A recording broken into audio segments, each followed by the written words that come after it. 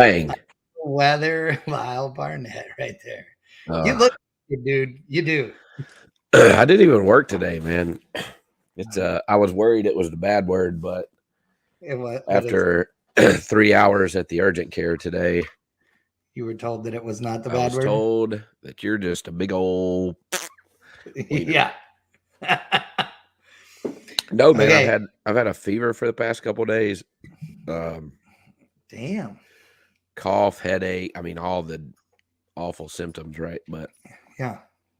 3 negative COVID test, negative flu test, negative strep test.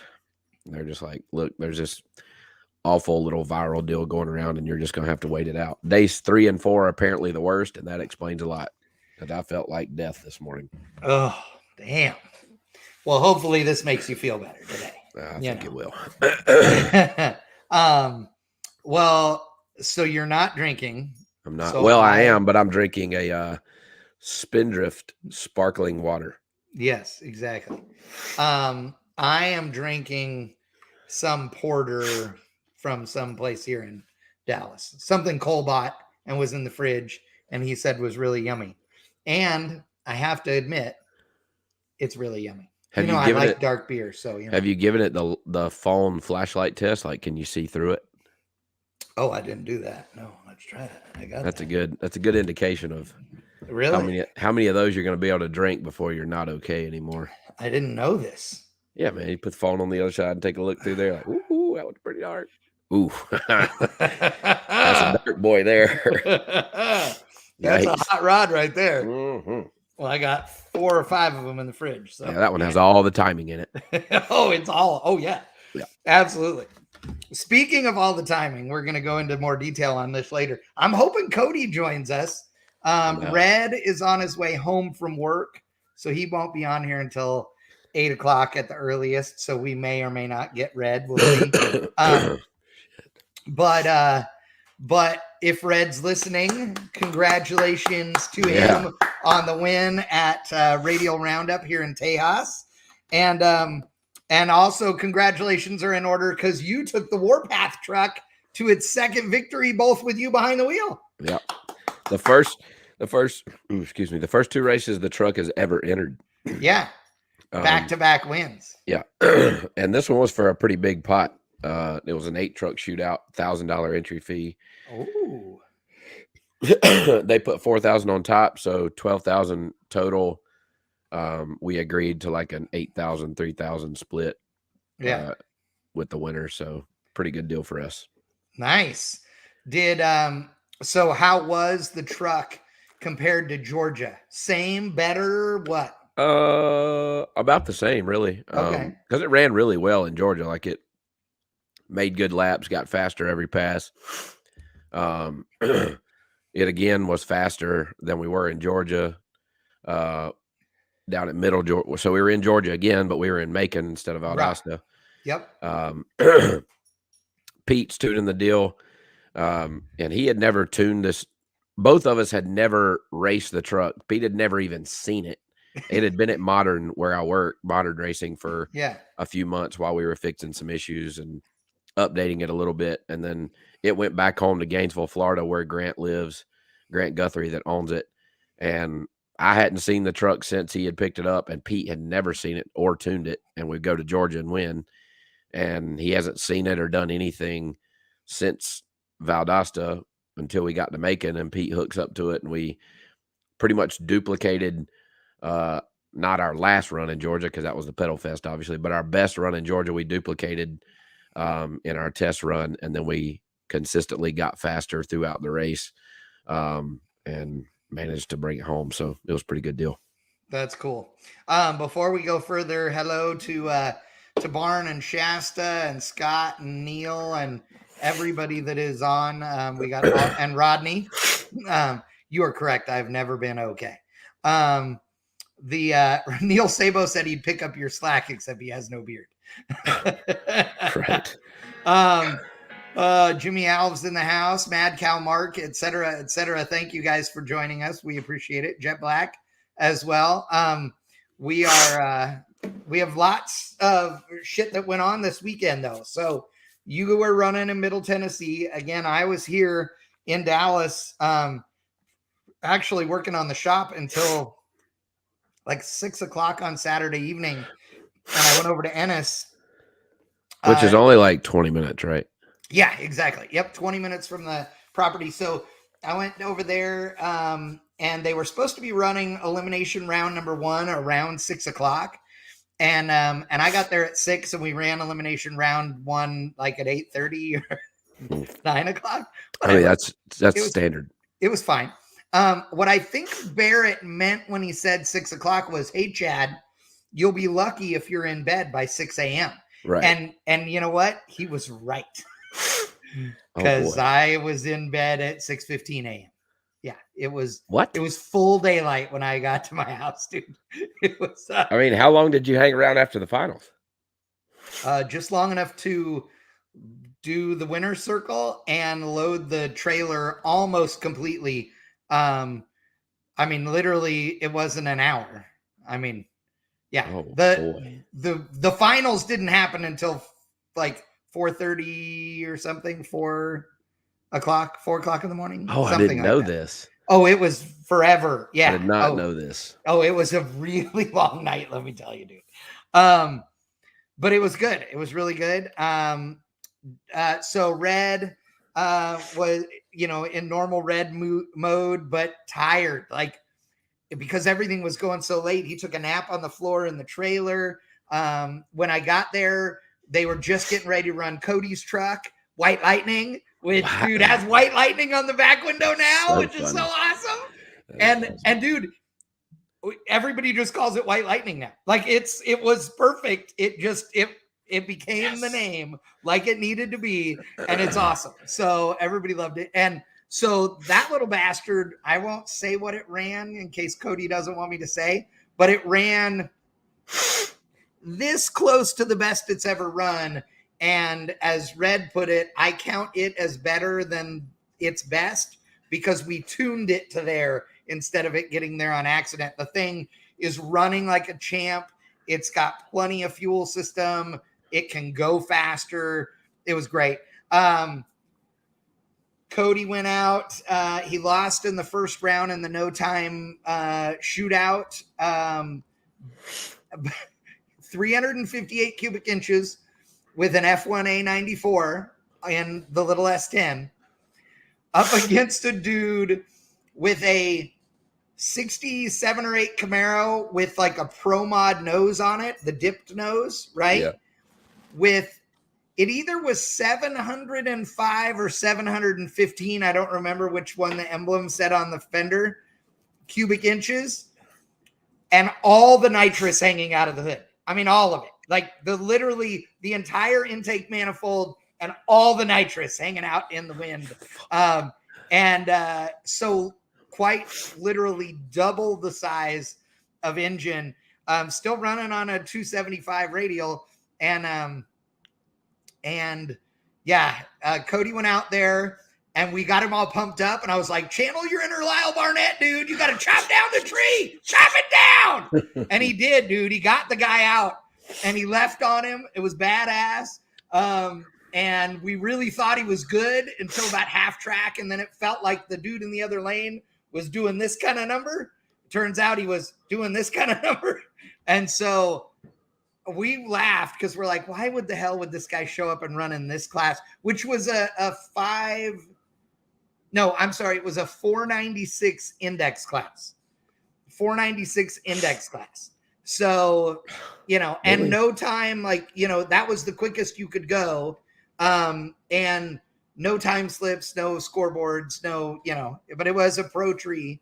But it was awesome. We had a great time. Cody was super stoked. Even though he lost, he was so excited about how good the truck did. He only got 2 runs, but it ran great and it got faster each time.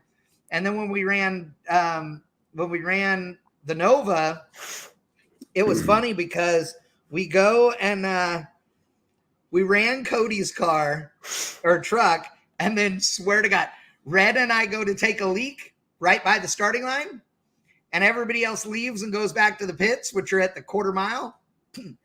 And we're walking back, and they call Red to the lanes.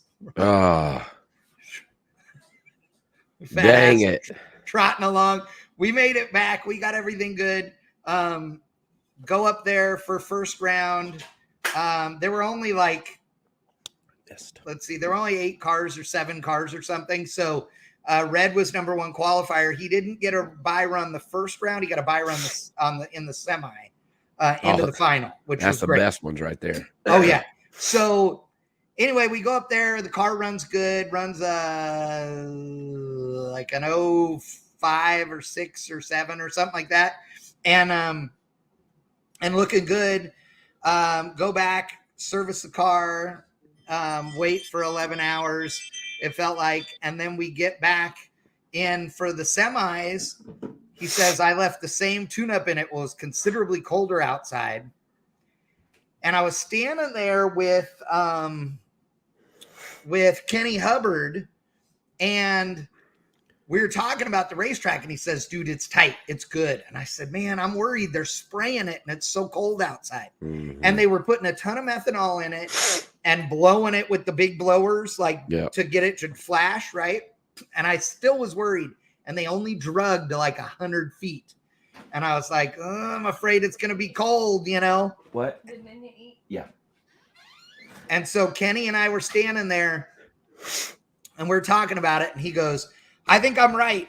But if somebody goes out there and spins, then you were right, Chad. They didn't drag enough. And I'm like, okay, well, dude, sure as shit. Luckily, we're on a bye run. We're in the left lane for the first time. Go out there at 100 feet, dude. The car it's just getting pissed off, and zoom, lights the tires out. We're like, woo, okay, we got that one out. We're fine. And so in the final, Red was like, do I pull boost or do I pull timing? Tighten the profile up. Yeah, and he just pulled a little bit of timing out of the thing, and he goes, and I said, what should it run? He goes, an 05. I said, okay. Went out there and ran an 01. Damn. Air must have been really good. It was real good. Oh, yeah. Oh, yeah. The DA was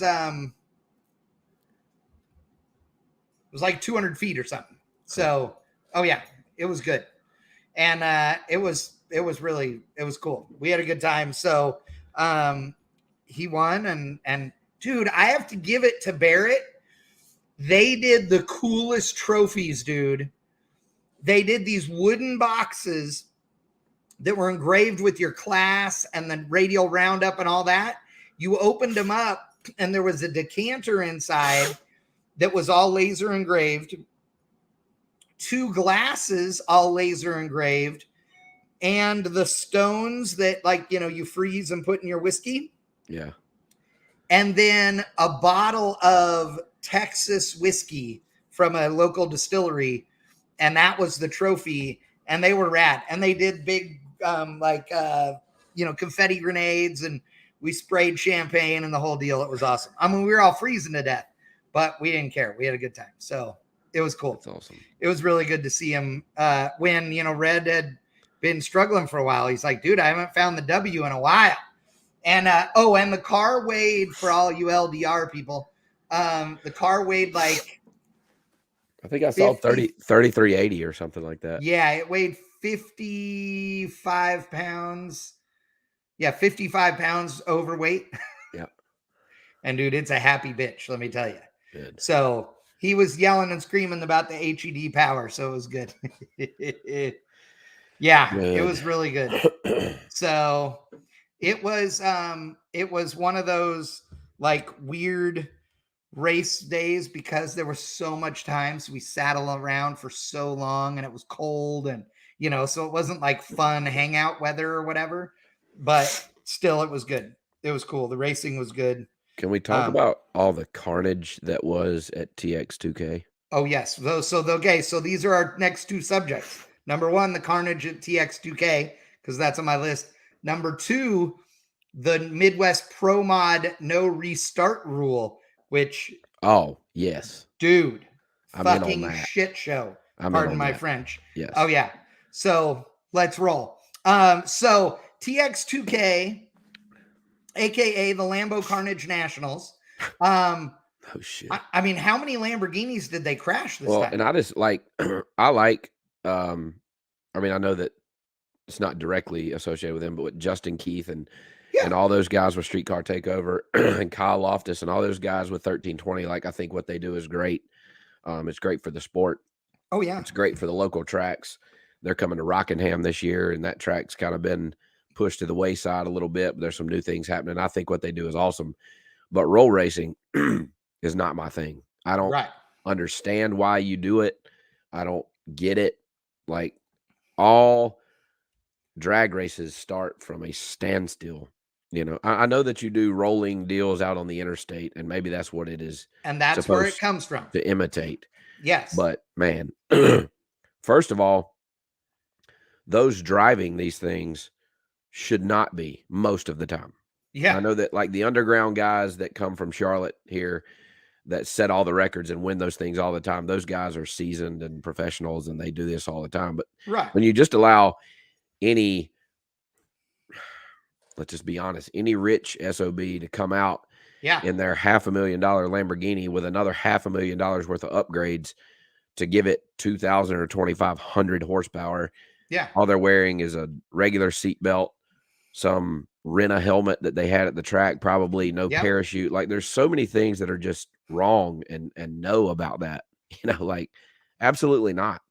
And this, I don't remember, and I mean, I could be wrong because I haven't kept stats on this, but it feels like this was the most crashes ever at TX2K. Like, it was every day. I mean, to the point that 1320's last video, yesterday's video or whatever, said no carnage. Like, it was like they made it through a day without wrecking something. And but I mean, was there I haven't followed up as far as the reasoning. Had it rained? Like, was there anything wrong with the racetrack, or was it just not a bunch of that tards? I heard? Okay. Well, that would be the only thing that would explain it, other than just some no driving. I mean, let's face it, that thing's gaining popularity. More and more people are wanting to do it. Yep.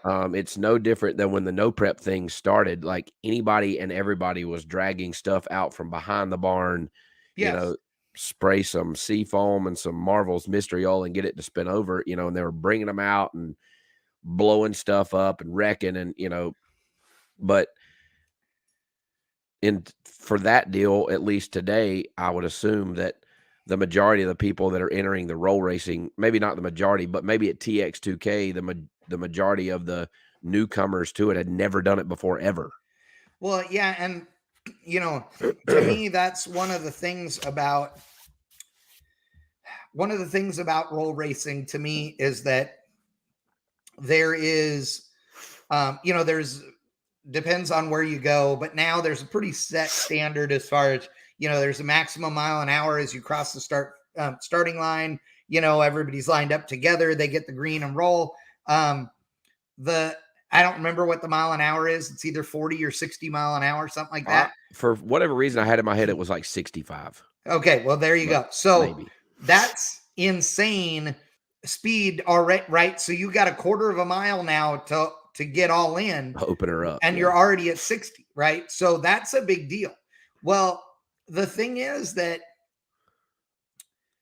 you know, I understand that roll racing came to be from guys that didn't have cars that would either hook up on the, you know, up from a dig, as they call it, right? From a standing start, or cars that just were never designed to do that, right? Like, so Lamborghinis and all that, they were never designed to be the hard launching car at this level, right? So I get that, which makes it really awesome. The guys that have built these, you know, 7 and 8 second Lamborghinis is pretty cool. But on the roll race side of things, what I feel like is that a lot of these guys don't understand the change in dynamic that happens when you lift off the throttle at those speeds, and the amount of attitude change in the car. And I feel like some of these guys, and I am not trying to poke blame, because I didn't watch any of them close enough to give this, but I know that previous stuff I've seen, you get guys that, you know, that hammer the brakes as soon as they go through the lights, like immediately. They don't give the car any chance to catch.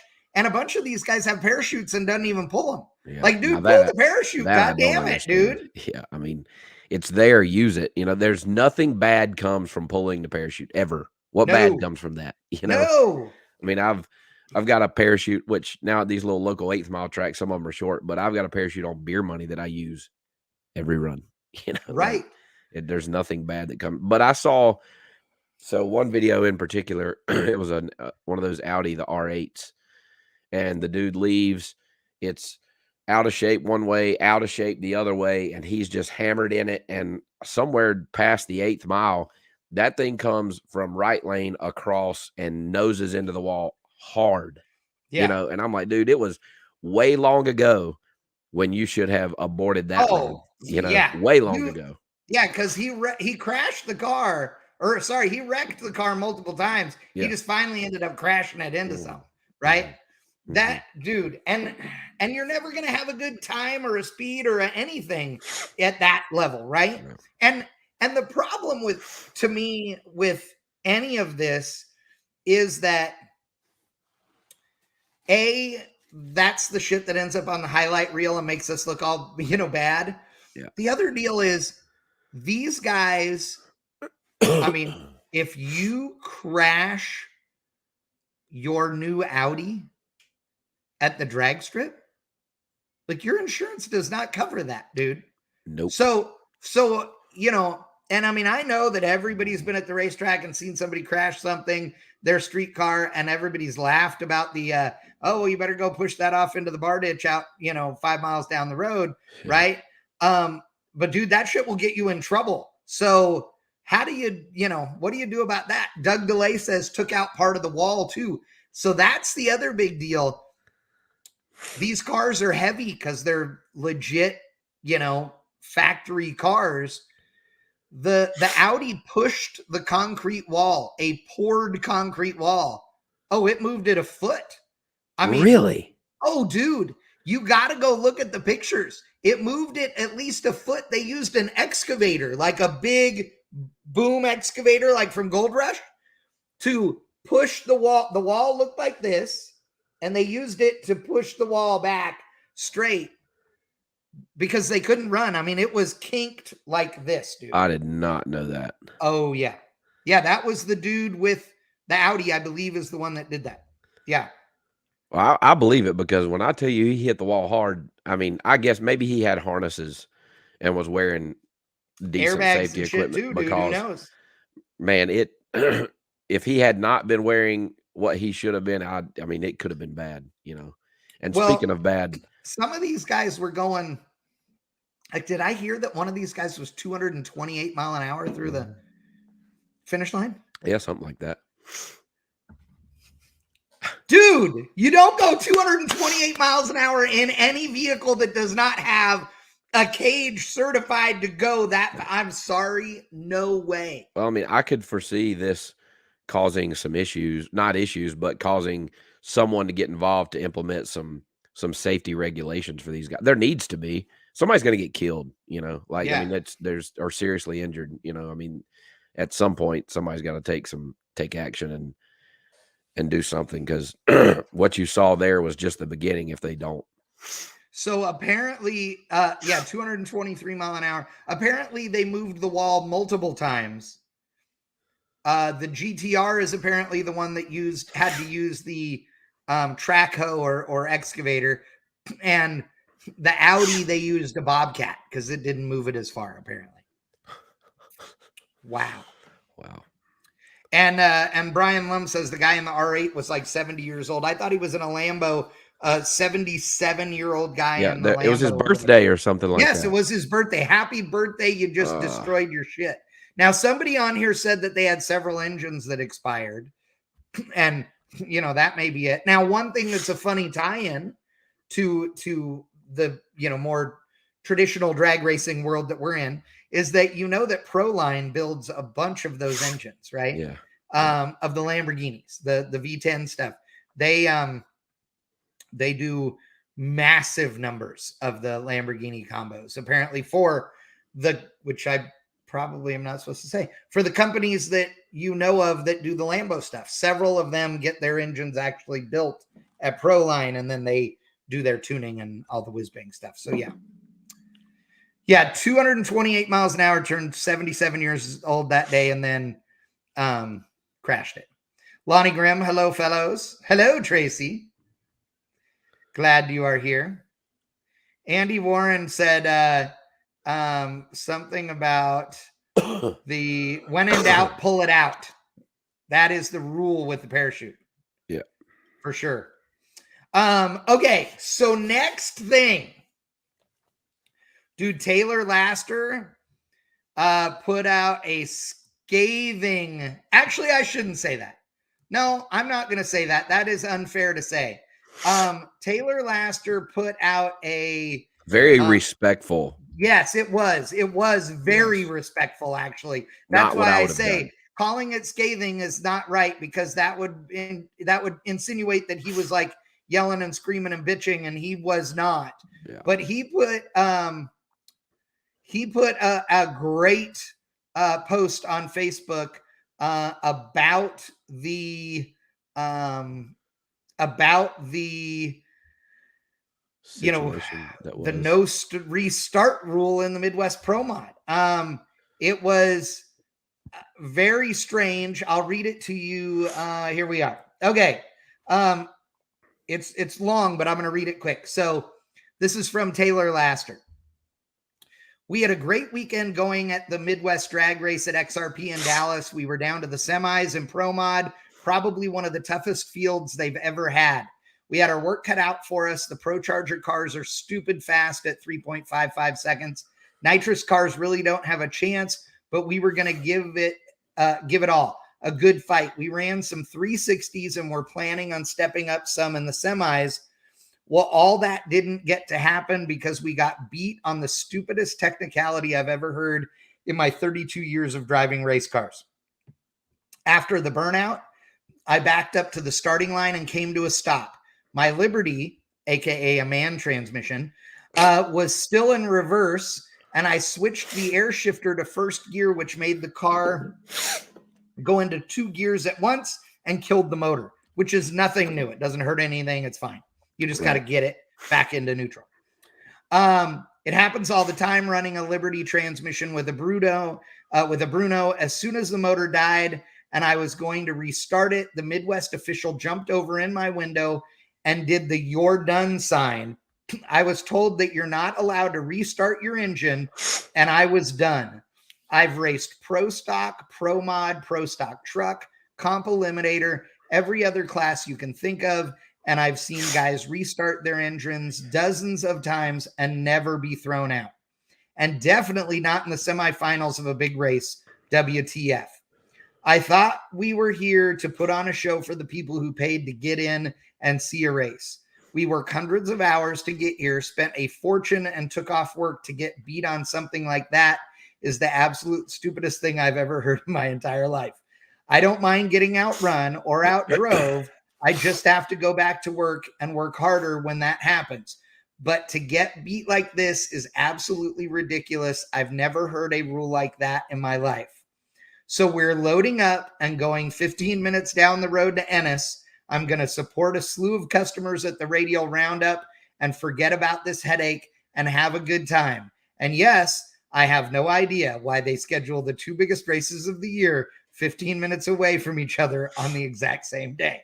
If you can figure that one out, let me know. It's going to hurt spectator count at both races. Very well said at every count there, Taylor. And I'm glad that you posted it. So for those that are confused, the rule is that you cannot restart your car if it dies.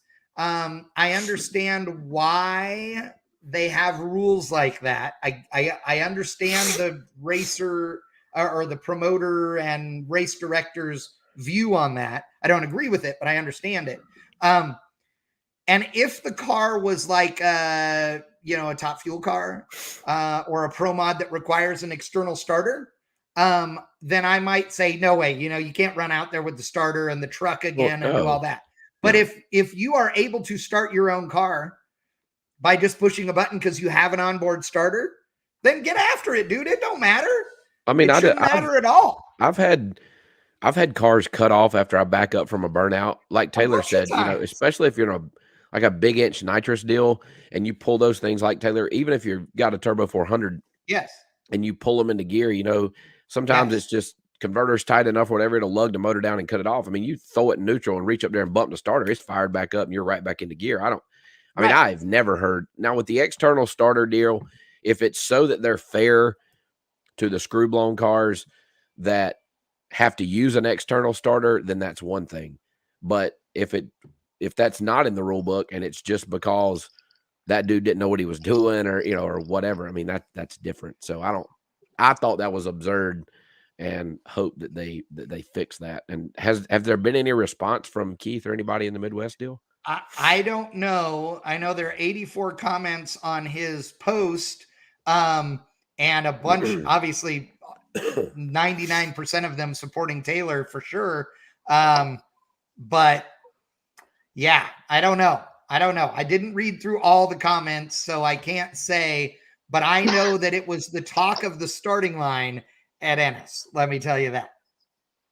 Speaking of Ennis, look at that. Big winner. Yes. What's up, my dudes? Dude. Big winner. Winner, chicken dinner. Yeah, we probably should have hit the casino on the way out of that place. I know, right? Yep. How was the ride home? What time did you guys leave? I don't remember. It was about 6 o'clock before we got home. So it was probably, I didn't come out of the motorhome until about 10:30. So it was probably about 11:30 when we pulled out. I got home. Wasn't too bad. I got home at like 6:15. I couldn't make it all the way home, so I had to stop and get a drink because I was getting sleepy. So I had to stop and get a drink. And then I was back at the property working at noon. So yeah, about the time y'all left, I was back working. Yeah. I was like, "Whew, man, I was rough." Dude, that was a rough day. I felt like I didn't get 3 hours of sleep Friday night or Saturday night. You know what I mean? Oh yeah. Well, yeah, because you guys were up Friday night real late too. Oh, same thing. Same thing happened Friday night. We ran super late, and then by the time you got everything kind of picked up and put away and decided to probably have a beer or two, it was like 2:35 or 3 o'clock in the morning. So yeah. Yep. So go to bed, get a few hours of sleep, get up by 10 o'clock and get some bacon cooking, right? I didn't get no bacon cooked. Nobody cooked me no bacon. Yep. Dee cooked you bacon? Actually, it was sausage, eggs and sausage. Yep. Damn you, Red. Damn you. Yep. She had to channel into inner Jason Digby and feed us all. Hey, nobody was more excited for your win than she was. She was jumping around like an animal on the starting line. She was dancing in the damn winner's circle. She was all excited. People are sending me messages with that video of her dancing. I'm like, I don't know where you learned it from, but probably need to do it again. And your mom was there. Yeah. Mom got to ride down, which was super cool. Super cool. She told me a couple of weeks ago she'd like to go and just made it happen. You know what I mean? Both my parents are semi-retired, so they both run their own business. And they work 3 to 4 days a week. They got a lake house, so they've been spending more time at the lake house, and they've been wanting to go to some of these races, but man, all of them are so far off. You know what I mean? All of them are so 18, 20 hours, we're there a week. They just couldn't put it all together. So I took Mom, rode down with me in the motorhome. And I guess next time we go somewhere close, I'll have to take my dad. That's awesome. So there he is. White lightning. White lightning. Woo! What it is, dogs. Hey, can you talk about how fast the truck went, or are you a no-time aficionado now? Hey, they better be glad all I got was 2 rips on that track. I was about to donkey stomp him. Yeah. Oh, he ain't kidding. He ain't kidding. We were coming in hot with the White Lightning.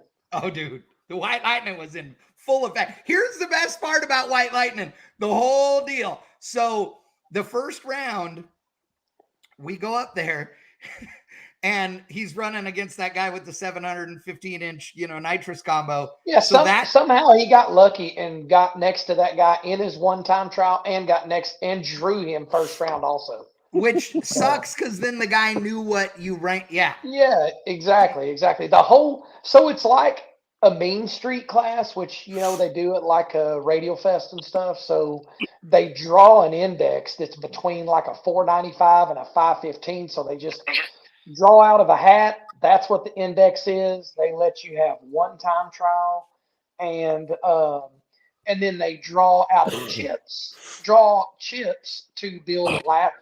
But then they won't show your time. That way, I guess it makes it a little more interesting. But like you say, the guy we got next to in the time trial is the same guy we drew in first round. So it was kind of a little bit biased, but I guess, I mean, luck of the draw, right, Cody? That's right. Well, I'll tell you though, here was the thing I loved. So that dude rolls up in the water, does this big long burnout, right?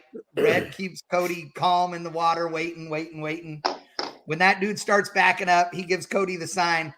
Well, when that dude did his burnout, everybody's on the wall pointing at him for bets, right?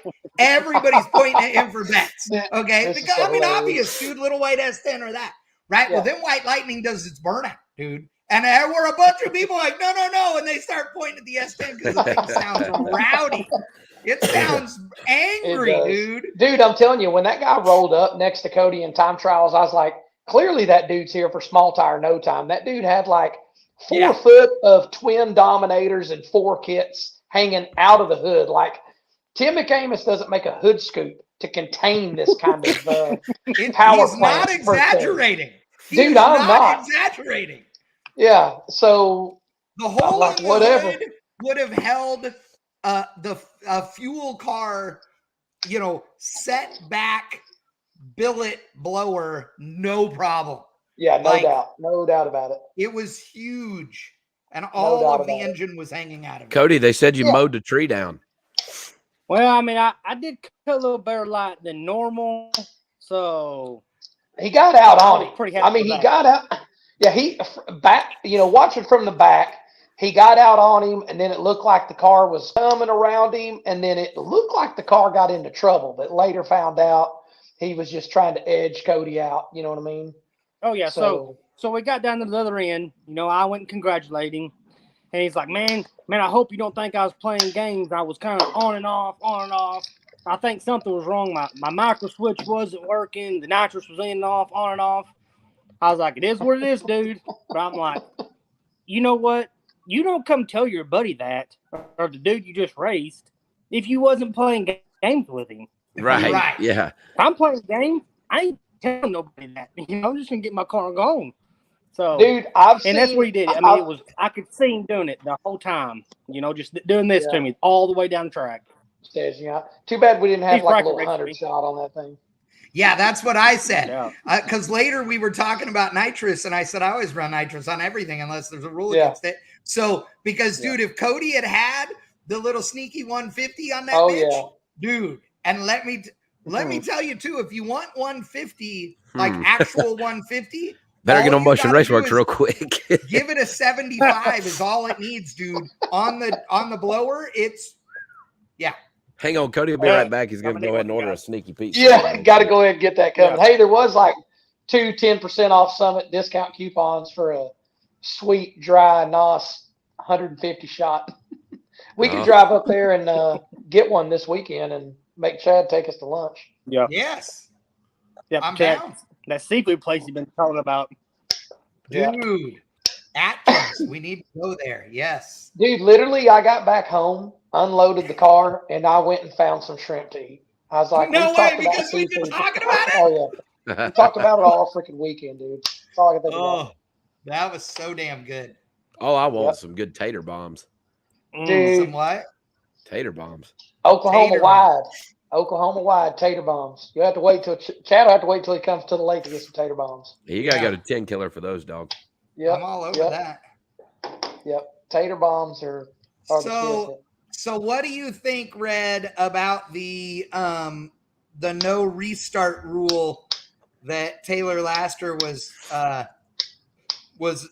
bitten by at Midwest? I'm going to refrain from talking about it. I got a little history with him anyway, so just going to leave it at that. Just going to leave it? Just going to leave it at that. How about you, Cody? You got an opinion? No comment. No comment. Dang. Hey, some things happen for a reason. What comes around goes around sometimes. Oh, damn. You know what I mean? Okay. So, I got you. You know what I mean? I The rule do. per se, whatever the rule is what the rule is. But Well, that's true. That is true. Yep. Whatever the rule is, we got to live by it. But you're yeah. right. You're right. You're right. Yep. So There is truth to that. I don't have to agree with it, but if you start to race and that is the rule, then that is the rule. Yep. As long as the rules don't change during an event, then you roll with it. But well, I guess don't know. If it's your race, you can change them whenever you want to, right? If you're what? Sure. If it's your race, you can change them whenever you want to. Shit. Yeah. Yes, so. That happens. Do over. Yeah. I'd like Mulligans, do-overs. What how many cars were at the race this weekend that you were at, Lyle? At Middle Georgia. Dude, I didn't know. So really that's where Cody needed to be, was at East Coast Truck Wars. But I didn't know that there were that many truck enthusiasts and truck drag racers in existence. Really? There were like 4 or 5 classes. All the classes had several trucks in it. I mean, some were double entered and whatnot, but yeah, I mean, there were it was like an invite type 8 truck shootout in the outlaw class that I was in. But I don't know, man, there's probably 50 or 60 trucks there. It was pretty cool. packed out. What is that racetrack like? I don't think I've ever been there. It's short. It's the prep there it's known to have been good for years. It's Middle Georgia Motorsports Park. Some people call it Twigs, some call it Macon. But the prep there is known to have been good for years now. I mean, there's some big time, no time shootouts that happen there and small tire stuff that goes on all the time. But it's just your typical backwoods podunk 8th mile track, Is that Ray Morton's home track? Home track. Yeah. I knew he lived. Yeah, he's like an hour and 20 minutes from it or something like that. Just tires stacked up for the catch net, at the end. A decent amount of pavement to be a really small track. Like we were on pavement, but nothing special. Pretty small time track out in the middle of. I mean, when you get off the interstate, you still got probably 2 to 3 hours of driving, and it is into no man's land. No way. Oh yeah, dude, it's way out there. So it's yes, yeah. Banjos are playing full song. Wow. So let me ask you this. I just thought of this, Red. So since you're building the Chevy 2, that way I don't even know what we're gonna call it, but it's done. But it's pink and beautiful. So the Pink Panther. I know I thought about that. I also thought about the PPW, but that's another thing that I'll tell you about. That was a friend of mine's truck when we were in high school. But anyway, so that thing will be good for your family. And the reason I say that is you can go race that all over the place. Like you don't have to, you know what I mean? Because it won't have to be just a radial race, quote unquote, to go have fun with that thing. So what combo are you putting in it? It's a Gen 5 LT. So it'll be like a 6.6 L8T block with a factory GM forged crank. And then we got a really nice set of CID heads. And then all of HED's finest for the internals. Nice. What turbo or turbos are going on it? So obviously we're on board on Garrett turbo train. So the guy sent us a few sets to try. So we've got some options. Are you like S480s or bigger? No. We're looking at stuff that's in the 12 to 1400 horse each. Okay. You know what I mean? Yep. Stuff that's in we got some 78, some 85, some 80s. So, but we're still trying to keep the packaging small. You know what I mean? I don't want to run a big 88 millimeter Pro Mod setup. I don't think that block will hold all that, but you never know. We may sneak into them. I got a set of them too, so we could sneak into whatever. You know what I mean? So Red shows up, the thing's got twin 88s on it. We'll just have to blow the side of the block out and then back it down a pound. You know, that's right. Isn't that tighten it till it strips and back it off a quarter turn? It's fine. That's it. So really, we don't have a game plan. You know, Pete really thought we should do a big block, and I just wanted to do something different. Obviously, you know, it's like I've told Doug, you roll up to one of those events with a car with a big block and twins, and you're just expected to have a 6-second car. That's just, you've got a 3,500 horse capable setup. You're expected to go 6s. I want to show up with a car that's expected to go mid 8s and go 650s. You know what I mean? Yeah. So we're gonna give it a shot, man. We're gonna give it a shot. Obviously, getting some weight out of Doug's car, and then we'll mimic the same turbo, same combination, same converter program. Like I said, these cars will be literally identical except for the body style and the paint color. You know what I mean?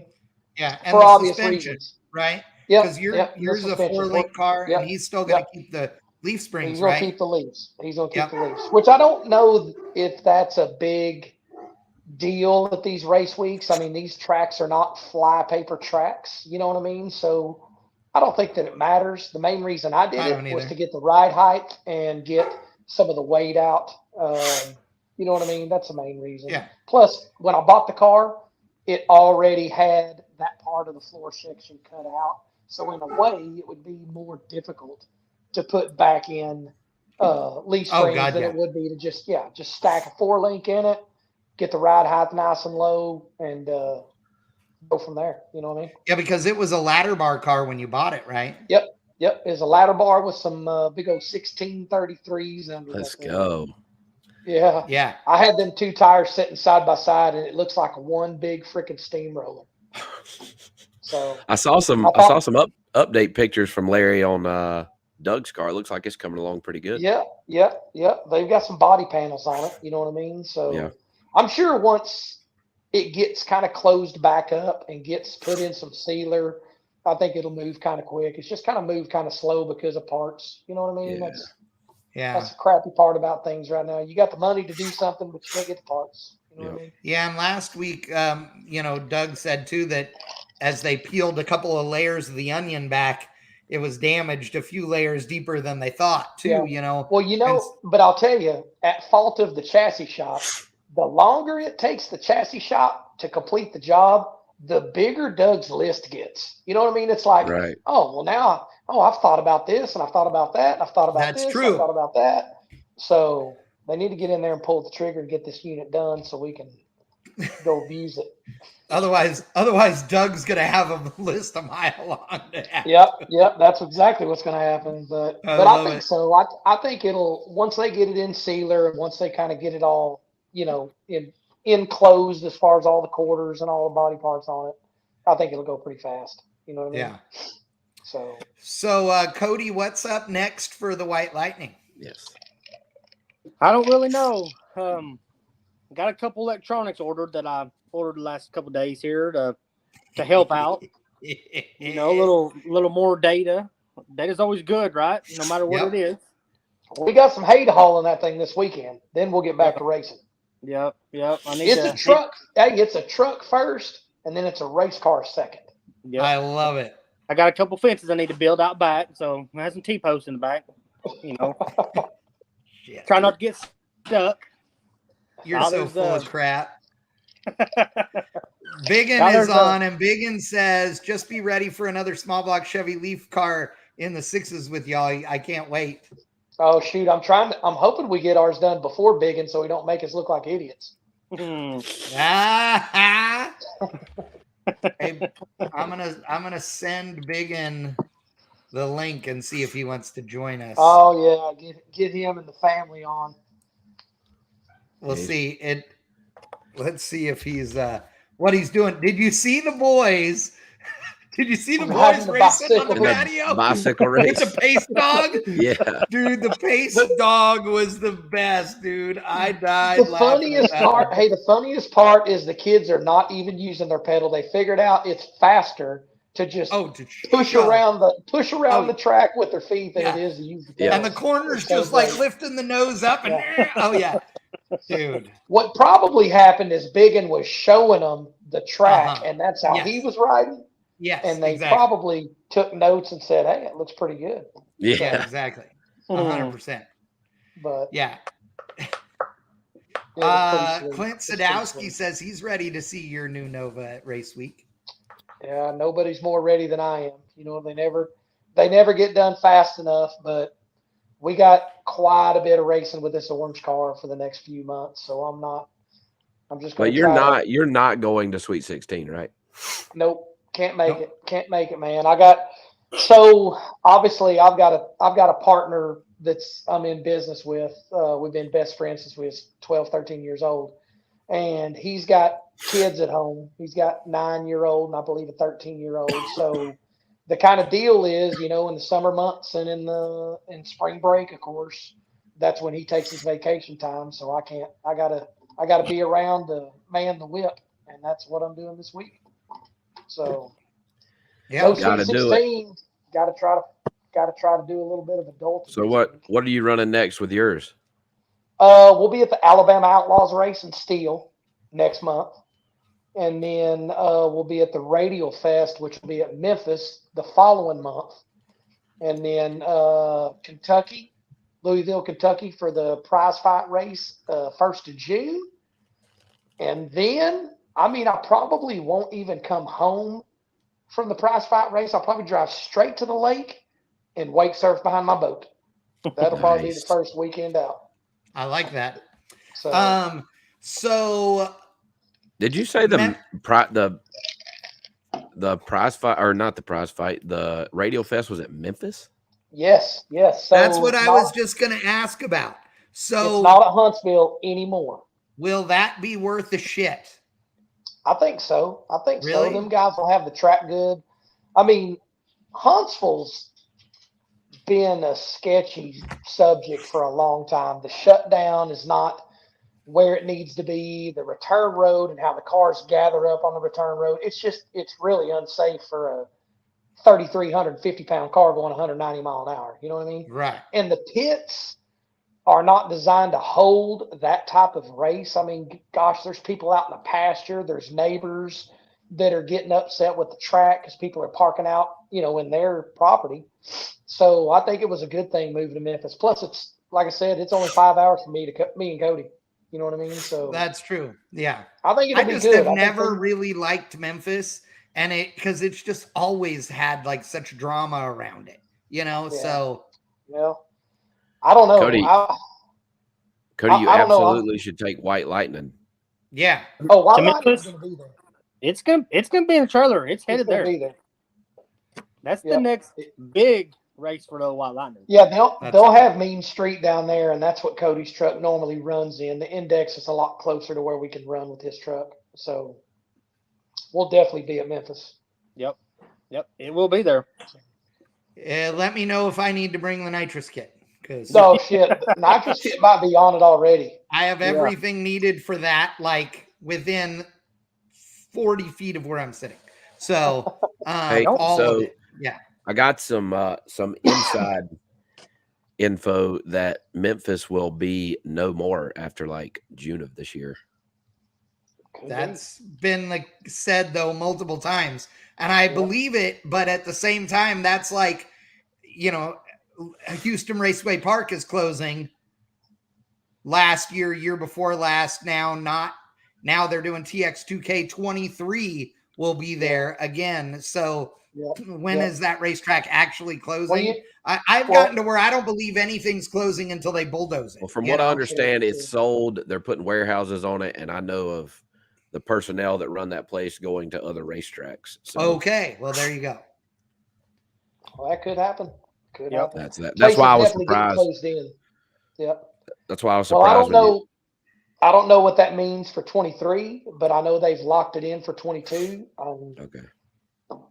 So I don't know. I hope it works out for Zach and Mike. I know they put on a good show. You know what I mean? Yeah, I was surprised and maybe there's other reasons that they wouldn't just go to Steel, with it. Yeah, Memphis is a cool place to.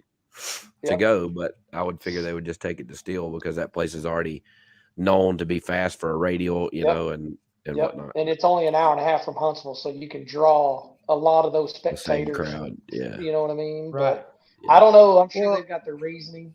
So let me ask you this though. You know, this weekend, I know the timing was weird and all that stuff, and there was a lot of wind and stuff, but Emmett, what do you think of the prep and everything? Man, I thought it was great. I thought it was great. You know what I mean? They did a good job. They kept the track consistent, and the temperature was all over the place. Like, you know, track temp might be 115, then it might be 85, then it might be 65. Yeah, I thought they kept it really consistent. You know, there's a lot of people on the starting line of that race, which is something we're not used to because there was a lot of grudge racing crowd going there, and that's not the stuff we're used to going to. But there's a lot of trash that gets walked around the starting line, like pieces of paper sticking on. You know, people walk through a piece of paper or the grass, and they walk on the starting line. So the starting line stayed pretty nasty. So they continuously had to drag it and rotate it just to clean the debris, just to clean the cigarette butts and the candy bar wrappers and all that stuff out of the glue. You know what I mean? So they worked their butt off. I mean, and the reason I asked that is, you know, TJ was there and he was, you know, working it like a madman, but but you know, Dallas on multiple occasions has been like, oh, they won't prep for radial. They're not a radial racetrack. You know, that has always been. And when Barrett and them decided they were going to do this race there, I know they got a lot of flack from people that said that. But man, I thought the racetrack was really good too. Norman Chain runs a LDR, small block twin turbo LDR Mustang with us a lot of the races out of the year, and he lives an hour from that track. Yep. And he said every Sunday they have a grudge race down there, and he's like, and the track's this good every Sunday. So my question to him was, how come he don't have his car on it every Sunday wearing it out? You know what I mean? Yeah. I always told Doug, I said, if I lived, Pete would not have time for any other customers than me because we'd be wearing motors out. Right. Yeah. You'd have three of them in a rotation. Yeah. We would have to, because we would be there all the time. Where we're at, I mean, 100% of what you said about me doing this pink car, being able to have fun with it more local, that's just not around here. There's nowhere to test. I can't go within 2-3 hours and test that orange car. You know what I mean? So no, because it's not that there are not drag strips. It's that there's no drag strips that will radial prep a lane for testing. That's the thing. Well, there's none of them that you can call and say, hey, can you get one lane good within a few hours so I can come test for 4 hours? They're like, well, it takes me a couple of days. We need to have some cars. You know what I mean? That's just not something that we're able to get around here. You know what I mean? Yeah, no, I agree.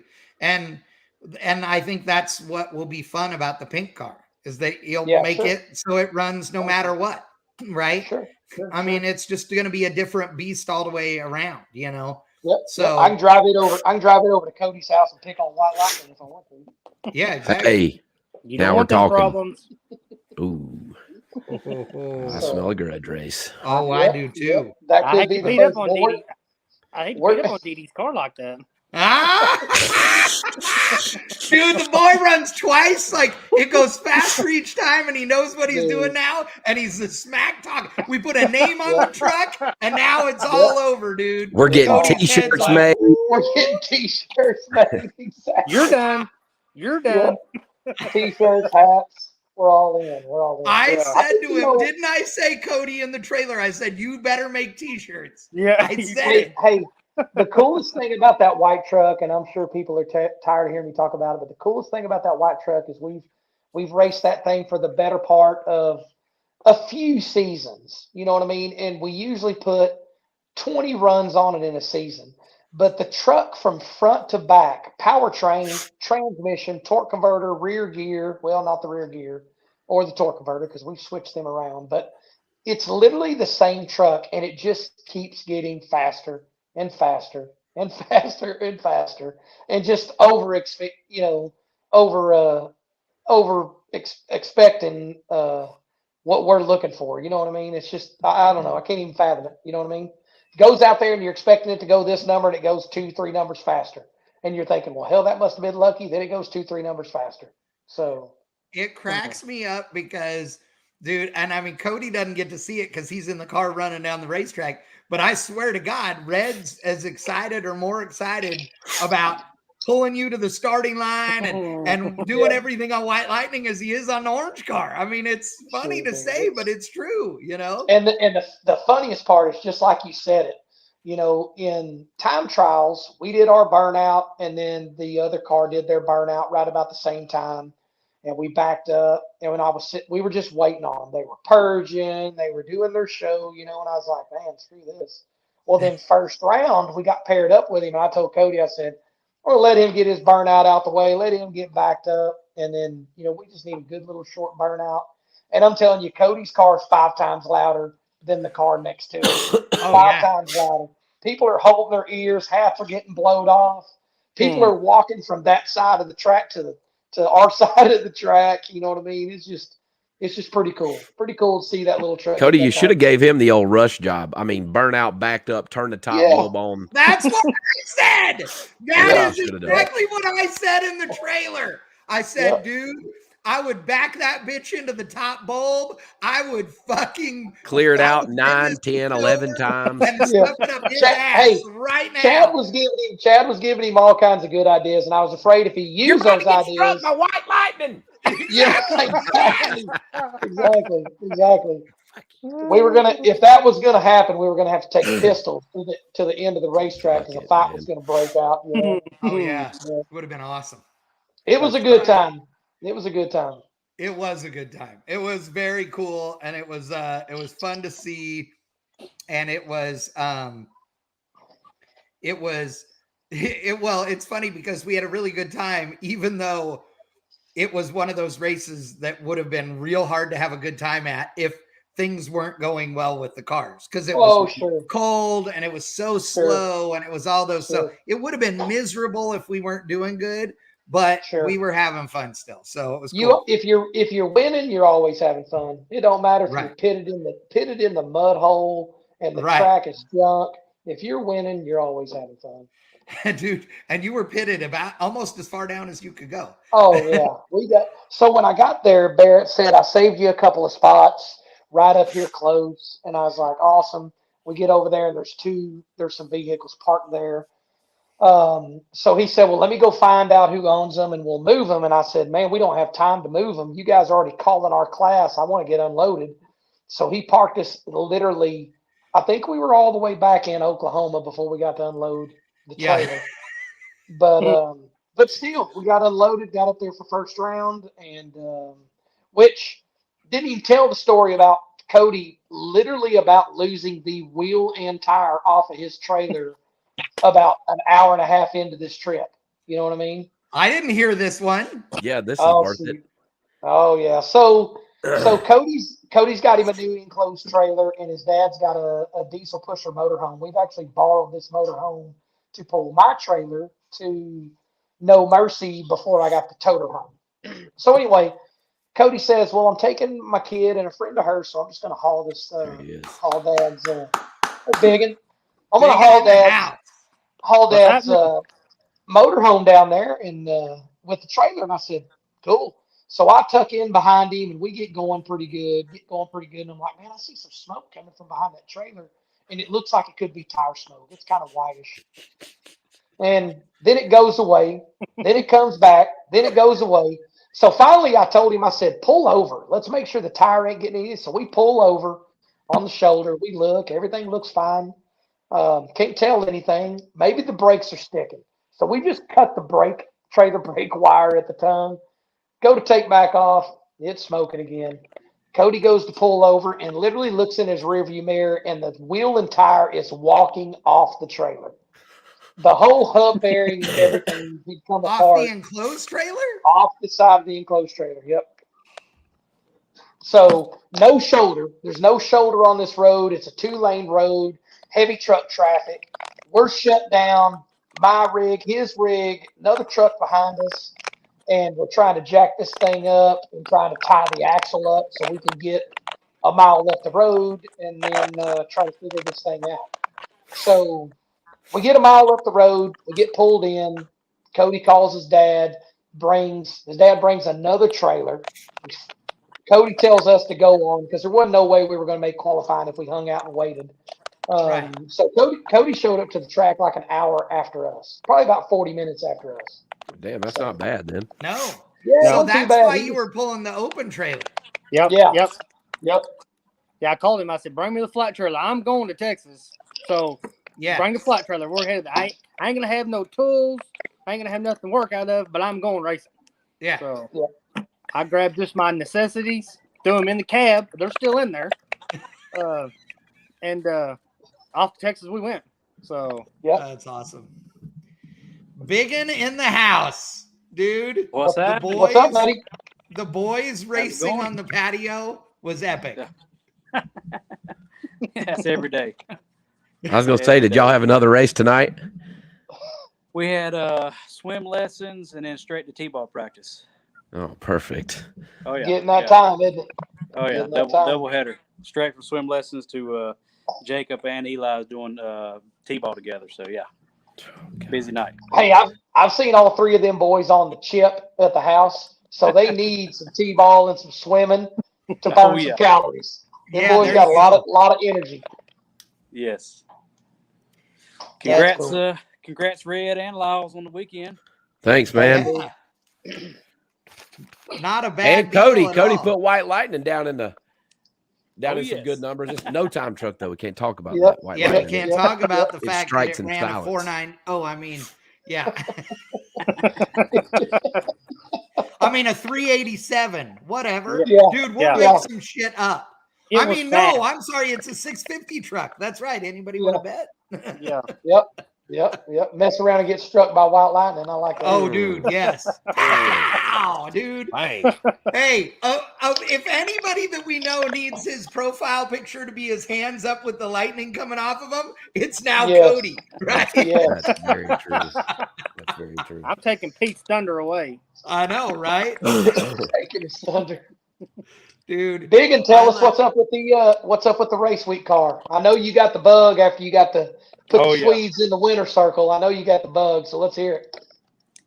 Well, the Swedes cars is still here, and they're wanting to pull the training, get that fixed, and get it. They're signed up for drag week, wanting to get some more data and stuff figured out on it because it's nowhere near its potential. But sure, I've got my rods finally showed up for my motor.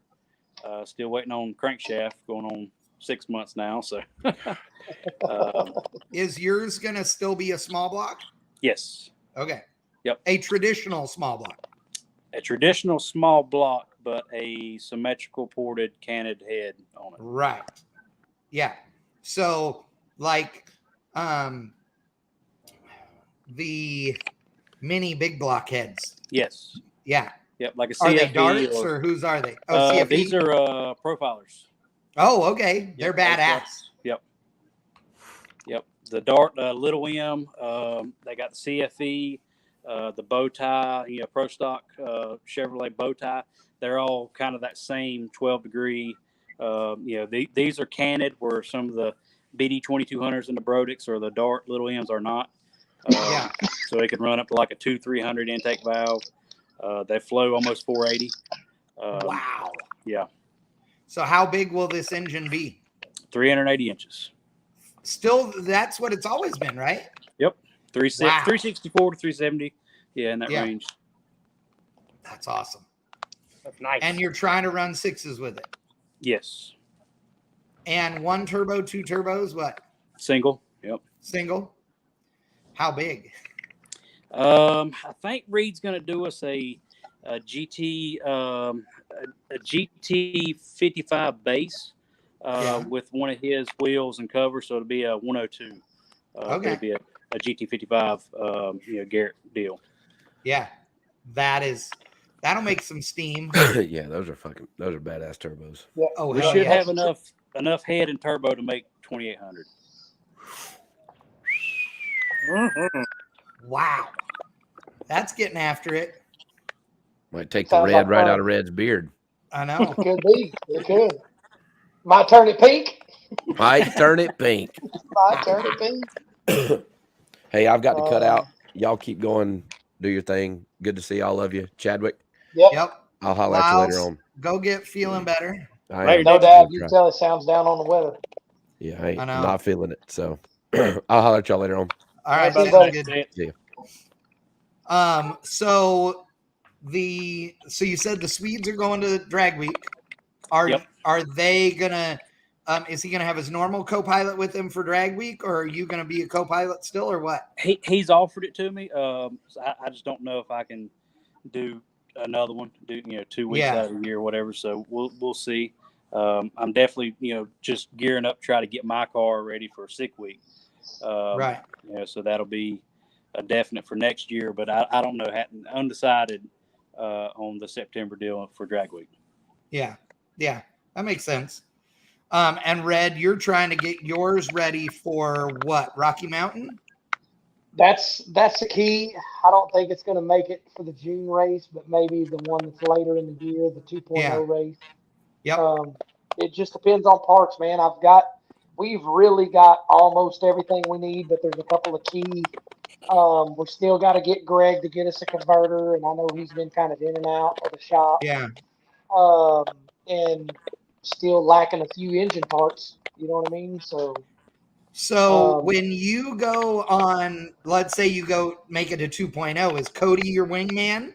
And we'll just have to see. It's probably gonna be Doug until Doug's car's going. Okay, that's what I was gonna ask. So, but when Doug's car's done, then what do y'all do? Shit, I'll definitely see if Cody can go. But like I said, that's a week. That's a whole week off.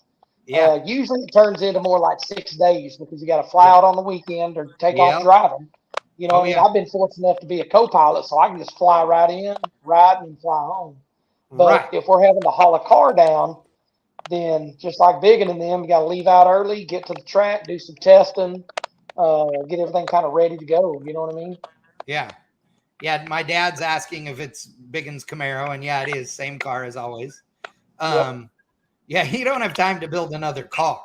Yeah. He's too busy building shit for everybody else. Yeah. Yep. That's how it always is. Yeah, right? Cody's that Corvette sure turned some heads at sick week. I was sure glad to see that thing stay together and make some good rips. There you go. There it is. Nice. Biggin must be in his basement. Yeah. Yep. That's where he hides all the cool stuff, is in the basement. I know, right? Yep. Just put the kids but that down means so it's quieter. I love that you decided to build a car, Red, after, like Doug said last week, and I don't know if you heard this, Biggin, but Doug said last week that Red said, yeah, I'll do one of these with you, but I don't know if I can do any more than that. Like, I'll do one. And now he's all ate up with that shit, building a whole other car. Oh, gosh. Dude, I had so much fun just in El Toro. I mean, that shit box was, you know what I mean? It's nothing, but I had so much fun in it. It was still had a blast, even though we didn't get to take Doug's car. You know what I mean? Right. But, hell yeah. Hey, speaking of Barrett, there he is. He's in the chat. Barrett, thanks for everything thanks for everything last weekend, dude. Yep. Yes, it was awesome. We have talked you up big. It was a great race. The prep was awesome. I'd like to get done, perhaps on the day that it's scheduled next time rather than the next morning, but that's my only complaint. Hey, me and Cody still got home several hours earlier than we get home from any other race we go to. So that's true. We were not, other than not getting that much sleep, we were not complaining really too bad. Yeah. Yeah, that was awesome. Wasn't mad at all about that deal. Yep. There's still champagne all over the top of my race car. All over the top. You should have seen it. He's spraying it up like a garden sprinkler, like straight up in the air, and Dee Dee's dancing around like a wild woman. It was good tasting champagne. After I took a drink of it, I was kind of feeling bad for wasting it all on the car. I would have probably drank more of that stuff. Good thing Barrett gave us another bottle, so we got 2 bottles. So, It was good. It was good. Yep. It was a good time. We loved it. We had fun. Oh no, Prika says you unloaded the car and took trophy pics. Oh, at home. Oh yeah. Once I got home and got everything unloaded, I had to make a post and make sure everybody knew I appreciated them. Oh, and there was cool trophy. It was, I don't know Sure, if you it saw was. the pictures, Biggin, but this wooden box with a decanter and 2 glasses all engraved with the event logo, the box itself all engraved with Outlaw Radial and the event, and then a bottle of Texas whiskey. And so it was a really cool trophy. I was impressed. I thought that was way neat. That's got to be the coolest part of these heads up races out of the last few years. And that's one of the things I love so much about Ducks races. Even when we won Ducks race, you get so much cool. The trophies are cool. The hats are cool. The flags, the banners. You get all this stuff that reminds you of the memories you had at that race rather than just some cash that's blowed in the next, Right. the cash he gets blowed within a week of getting it. You know what I mean? Yeah. So, although the money's cool to be had, but it's cool that these promoters understand that we're out here making memories. You know what I mean? We want to remember these memories forever, and that stuff kind of keeps it going. Oh yeah, absolutely. Dude, Niels is in the house again. It's like he's in the Netherlands or some shit. It's like 6 o'clock in the morning there or something. Yeah. And he's watching us. That's not a good way to start your morning, dude. Biggin, what kind of cool stuff's in Biggin's shop right now? Yeah. Man, we just fired that 64 Lincoln up. Awesome. And that thing's been a huge project for us. LS twin turbo, Lincoln suicide door convertible. Got the one-off billet wheels, custom made white walls. It's going to be it'll be a big one for us to get out, to show off that side of it, but also just a big build for us. It was 4L80, did the whole trans tunnel. We mini tubbed it from the outside. So the wheels are all the way out to the quarter panels. Just a bunch of work, in it. The stealth fuel tank from Aeromotive, we had to, on those things, the whole top goes in the trunk, so there's no room back there. We had to build the gas tank with the twin pumps in that, and it's been a lot of work. But we just fired it up Friday, so we're getting close on it. That little S10 truck is ready to come off the plate, off the chassis jig. Last time I was up there, the S10 just had some frame rails in it and had the front suspension kind of hanged out on it, and that's about it. So. Yeah, it's cool. 25.2, 25.3 cert. Wow. No down bars out the cab. Did the bed sides, the carbon top. The Zeus is on one piece, so the whole bed comes off in one piece. So it's a pretty neat little build. That 93 Cobra, we're about done with it. How do you do that chassis cert without bars coming off of the main hoop? You don't. Okay. So the center section is legal. Right. So when I had the NHRA guy here to cert the Swedes car for sick week, and I asked him about that because that was one of the requirements from the customer. Didn't want the down bars, and right. A lot of trucks are like that, because they don't like the look of the down bars. So right, that's how Cody's truck is. Yeah, right. I asked him if it'd be legal, and he said no. That if he said somebody would certify it, but not him. They put it that way. So gotcha. Which I've seen different IHRA certs or different NHRA certs that people get by, and I don't know how, because it pretty much says in the book that it needs them. We're going to do an underslung deal under the housing to triangulate it back in to strengthen the rear section back up. But the whole we've got a whole back section for the 4-link is super stout. So it turned out pretty good. That's cool. That's way cool. Yep. My dad is asking what year your Chevy 2 is. Isn't it a 66 red? Yep, 66. Yeah, it's a 66 Chevy 2, Dad. I wrote it in the comments, but you weren't reading. The Lincoln, when is that going to be done? Like soon? Man, we hope to get on the dyno next week. Oh, nice. If we can get on the dyno, we'll put a lot of the interior stuff back in it. It's got all the Alcantara interior, and it's black on black on black. It's all been wrapped up, so we got to take that off and kind of buff it back out and polish the wheels, and got a photo shoot deal set up for it. So it's been a big project. Custom made the intercooler, so the twins dump into the intercooler and it goes into a twin throttle body setup deal. So it should be a pretty good head turner. Hell yeah. Who can you say who owns that or whatever? The guy's name's Frank. He's out of Charlotte. Rev Max Converters and Transmissions. Yeah. So he owns that company right here in Charlotte. Oh, very cool. Local guy. That's a cool car. I mean, I believe that's classic. He just bought a Trans Specialist up in Chicago area, up that way, I believe. He bought them out, and now he's got that side of it also. Wow, that's cool. That's cool. I love it when you get to work on different stuff that's creative and new and fun. And, it's like a whole different genre of hot rods. You know what I mean?